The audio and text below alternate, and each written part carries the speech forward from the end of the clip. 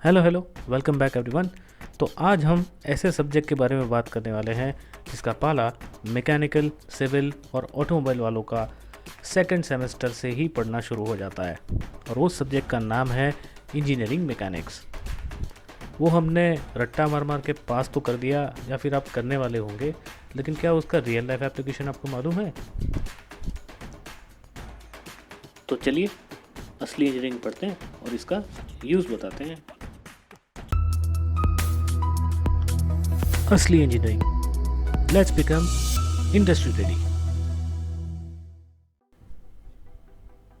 तो अगर आप लोग मैकेनिकल इंजीनियरिंग से बिलोंग करते हैं तो मैं आपको एक चीज़ बता दूंगा कि इंजीनियरिंग मैकेनिक्स एक बहुत ही बेसिक सब्जेक्ट है जिसमें आपको friction, kinetics, kinematics, resolving forces, trusses, इतने सारे कॉन्सेप्ट्स आपको पढ़ा जाते हैं जो कॉन्सेप्ट्स को आप यूज़ करोगे अपने आने वाले सब्जेक्ट्स यानी कि strength of materials, theory of machines 1 and 2, machine design, finite element analysis, vibrations etcetera. इन सारे सब्जेक्ट्स में आप इंजीनियरिंग मैकेनिक्स से कॉन्सेप्ट्स लगाओगे और उसका यूज़ करोगे। और अगर आप मेरी तरह मैकेनिकल इंजीनियरिंग स्टूडेंट हैं तो मैं आपको एक चीज़ बता दूं कि मैकेनिकल इंजीनियरिंग का सिलेबस इतना वास्ट और इतना वाइड है कि उसका कनेक्शन ऑलमोस्ट इंजीनियरिंग की हर एक स्ट्रीम के साथ होता है।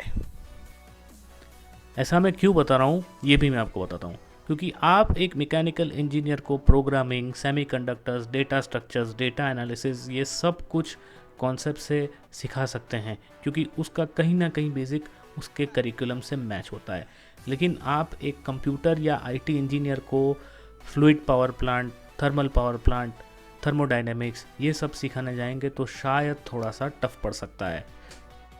तो इसीलिए कहते हैं ना कि mechanical engineer is like a jack of all trades and master of none, यानी उसको ज्ञान सारी स्ट्रीम्स का होता है पर मास्टर किसी एक चीज़ का भी नहीं होता है। तो आइए आगे बढ़ते हैं, इंजीनियरिंग मैकेनिक्स की एप्लीकेशंस देखते हैं अपने रियल लाइफ में। तो पहला एप्लीकेशन है सिविल इंजीनियरिंग में। सिविल इंजीनियर्स एक बीम डिज़ाइन करने में इसका यूज़ करते हैं। एक बीम की सर्विस कंडीशंस होती हैं, वो इस तरीके से डिज़ाइन की जाती हैं कि उस पर सपोर्ट या लोड कैसे लगेगा। इसी चीज़ को हम स्टैटिक एनालिसिस भी बोलते हैं। मैकेनिक्स आपको ये फिगर आउट करने में हेल्प करता है कि बीम के क्रॉस सेक्शन के डायमेंशंस क्या हो गए उस मटेरियल का, कि जिस मटेरियल को आपने सिलेक्ट किया है इस बीम को बनाने के लिए। सेकंड एप्लीकेशन है बैलिस्टिक मिसाइल। आप तो डीआरडीओ के बारे में जानते ही होंगे। बैलिस्टिक मिसाइल को हम यूज़ करते हैं किसी एनिमी को शॉर्टेस्ट पॉसिबल टाइम में हिट करने के लिए। इस मिसाइल में इंजीनियरिंग मैकेनिक्स का एक कॉन्सेप्ट यूज़ होता है जिसका नाम है डायनेमिक्स।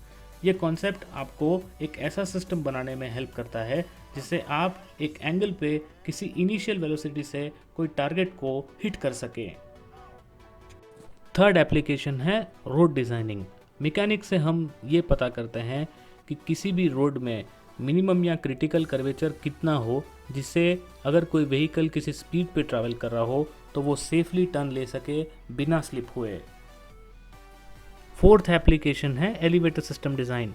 अगर आप किसी एलिवेटर सिस्टम का डिज़ाइन कर रहे हैं तो आपको मैकेनिक्स ही हेल्प करेगा। उसका मटेरियल, डायामीटर, कितनी आपको रोप चाहिए और उसकी वर्किंग मोटर की कैपेसिटी क्या होगी वो आप डिसाइड कर पाएंगे डेड और लाइव लोड्स जो आपके एलिवेटर पे लग रहे हैं।